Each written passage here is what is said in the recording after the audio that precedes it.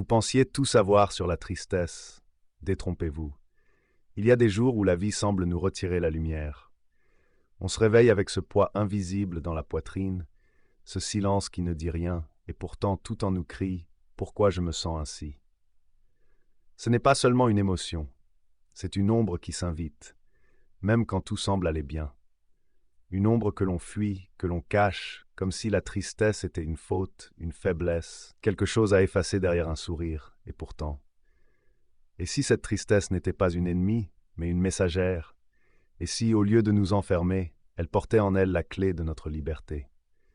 C'est ce qu'un homme, il y a plus de 400 ans, a osé penser. Un homme banni par les siens, condamné pour avoir voulu comprendre Dieu, la nature et l'âme humaine. Son nom, Spinoza. Et ce qu'il a découvert change tout. Car pour lui, la tristesse n'est pas une faute morale, mais un signal. Un signe que notre puissance d'exister s'est affaiblie et qu'il est temps de la retrouver. Si le sujet « Transformer la tristesse en liberté » vous parle, pensez à vous abonner et à liker dès maintenant.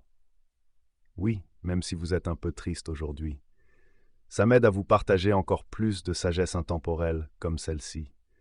Alors restez bien jusqu'à la fin parce que dans cette vidéo, vous allez découvrir comment Spinoza peut vous apprendre non pas à fuir la tristesse, mais à la comprendre, à la traverser et à en faire une force calme, une liberté intérieure, une joie qui ne dépend plus de rien, sinon de la clarté de l'esprit.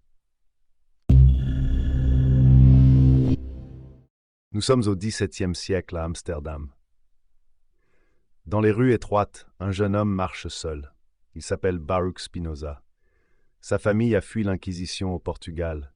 Ils ont trouvé refuge ici, une communauté unie, pieuse, protectrice, mais aussi étouffante. Très tôt, Spinoza pose la question qu'on ne doit pas poser, si Dieu n'était pas au-dessus du monde, mais dans le monde lui-même. Cette idée suffit à tout faire basculer. Spinoza est excommunié, pas chassé physiquement, mais coupé de tous les liens, famille, communauté, mémoire, seul. Mais il ne s'effondre pas, il choisit le silence et la pensée. Il gagne sa vie en taillant des lentilles dans une petite pièce éclairée par la lumière du jour, et chaque heure, chaque jour, il cherche à comprendre la vie elle-même. Là où d'autres auraient vu la honte, lui voit une libération. La paix ne vient pas de l'obéissance, mais de la lucidité. Dans un monde gouverné par la peur et la culpabilité, Spinoza affirme une idée révolutionnaire. La tristesse n'est pas une faute, c'est un signal, le signe que notre puissance d'exister s'est affaiblie. Et si ce signal, au lieu de nous écraser, pouvait nous montrer le chemin? Alors une question demeure, comment transformer ce qui nous affaiblit en ce qui nous rend plus vivants? La tristesse, la peur, la colère, la jalousie, toutes ces émotions que nous fuyons sont ce que Spinoza appelle les passions tristes. Elles ne sont pas mauvaises en soi, mais elles ont un effet redoutable. Elles diminuent notre puissance d'exister. Elles nous détournent de nous-mêmes, nous font croire que la cause de notre malheur est toujours ailleurs. Quand tu passes ta journée à te comparer aux autres, à te dire que tu n'es pas assez bien, pas assez aimé, pas assez reconnu, tu es déjà sous leur emprise. Tu n'agis plus, tu réagis. Tu n'es plus la cause de tes émotions, tu en es le jouet. Spinoza dit que c'est là que naît la servitude, quand notre âme dépend de ce qu'elle ne comprend pas. Et c'est peut-être la grande maladie de notre époque. Sur les réseaux sociaux, dans les infos, dans nos conversations quotidiennes, on se nourrit de ces passions tristes comme d'une drogue invisible. On s'indigne, on jalouse, on craint, on s'accroche à l'approbation des autres. Mais plus on vit à travers leurs regards, plus on s'éloigne de notre liberté intérieure. Parce que, comme l'écrit Spinoza, quand nous croyons que tout nous échappe, nous perdons la liberté. Et si le chemin commençait justement là, dans la compréhension de ce qui nous traverse?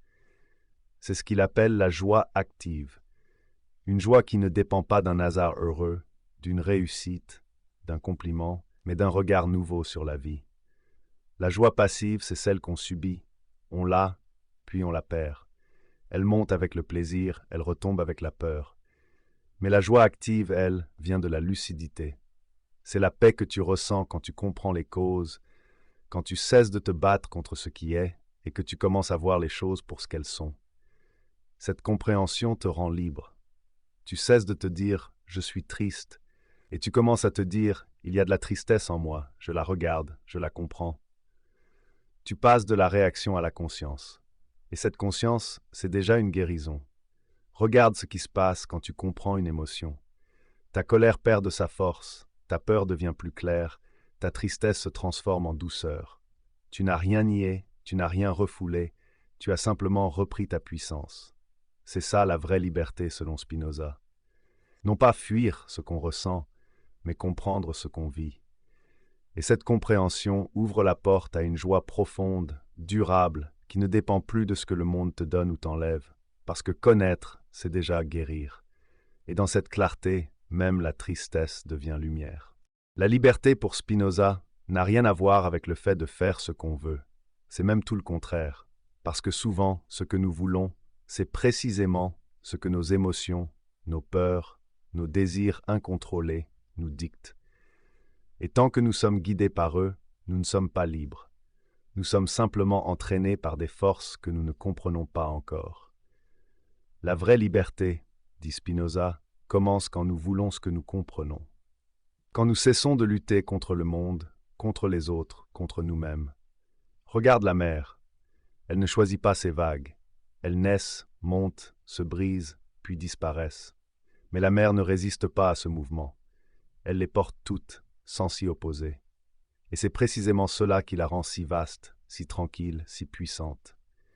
Nous, les humains, passons notre vie à vouloir contrôler nos vagues intérieures. Nous voulons que la peur s'en aille, que la colère cesse, que la tristesse disparaisse. Mais plus nous résistons, plus nous nous épuisons.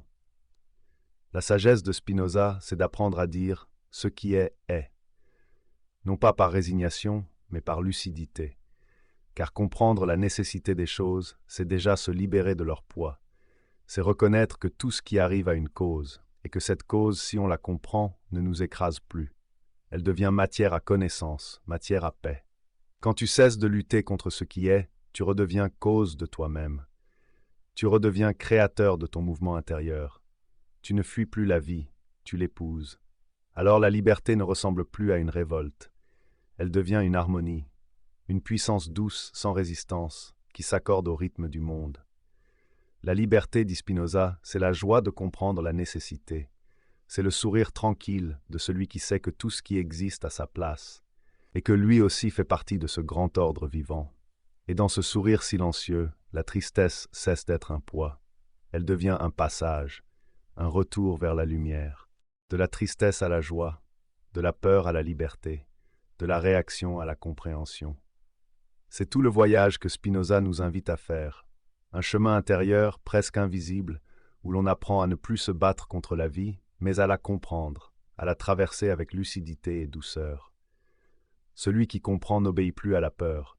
Il n'a plus besoin de se cacher derrière ses émotions ou ses désirs. Il voit les causes, il reconnaît les effets, et dans cette clarté, il trouve une paix que rien ne peut lui retirer. Spinoza ne voulait pas fuir la vie. Il voulait l'aimer, totalement. Aimer sa lumière et ses ombres, ses certitudes et ses mystères. Aimer le monde, non pas comme il devrait être, mais comme il est ici et maintenant. Et c'est peut-être cela, la sagesse intemporelle, comprendre que la liberté n'est pas au bout du combat, mais au cœur même de ce que nous vivons. Qu'elle se trouve dans la connaissance, dans la bienveillance envers soi, et dans cette joie tranquille de participer simplement au grand mouvement du monde. Nous ne sommes pas seuls dans cette quête. Tous les êtres qui ont cherché la paix avant nous ont suivi ce même élan, comprendre pour aimer et aimer pour se libérer. Dans un monde saturé d'images, de notifications, de comparaisons, nous passons notre temps à réagir. Chaque émotion devient une alarme intérieure. Peur de rater, envie d'être vu, besoin d'être aimé. Et plus on essaye de contrôler ces émotions, plus elles nous contrôlent. C'est pour cela que la pensée de Spinoza est aujourd'hui si précieuse. Il y a plus de 3 siècles, il avait déjà compris ceci. On ne devient libre qu'en comprenant ce qui nous traverse. La connaissance de soi, ce n'est pas un luxe, c'est une nécessité pour vivre. Alors, cette semaine, essaye quelque chose de simple. Quand une émotion arrive, ne la juge pas, ne la fuis pas. Écoute-la. Demande-toi, qu'est-ce qu'elle cherche à me montrer? Où est-ce que ma puissance s'est affaiblie? Et comment puis-je la retrouver? Parce que le voyage ne s'arrête pas ici. Dans le prochain épisode, on verra comment Spinoza nous apprend à aimer sans dépendre, à aimer sans se perdre, à aimer sans enchaîner son cœur. Alors, abonne-toi. Pas pour voir une vidéo de plus, mais pour avancer sur ce chemin, celui de la clarté, de la liberté intérieure et d'une joie qui ne dépend plus de rien, sauf de ta compréhension. Et toi, dis-moi en commentaire, quelle émotion aimerais-tu apprendre à transformer?